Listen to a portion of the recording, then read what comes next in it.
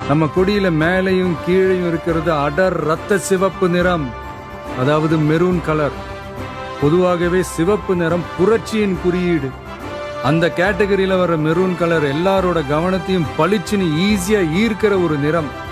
கட்டுப்பாட்டை குறிக்கிற கலர், பொறுப்புணர்வை சொல்ற கலர், சிந்தனை திறனை சொல்ற கலர், செயல் தீவிரத்தை சொல்ற கலர். அப்புறம் நம்ம கொடியோட நடுவுல இருக்கிறது மஞ்சள் நிறம்.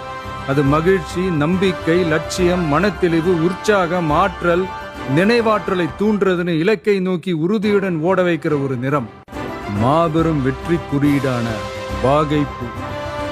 போருக்கு போயிட்டு வெற்றியோட திரும்புறப்போ மன்னனும் அவனோட படையும் வாகைப்பூ சூடி வந்தாங்கன்ற வர்ணனையை நாம செய்யுள்கள்ல படிச்சிருக்கோம்.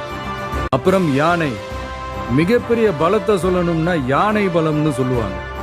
தன் நிறத்திலும் குணத்திலும் உருவத்திலும் உயரத்திலும் எப்பவுமே தனித்தன்மை கொண்டது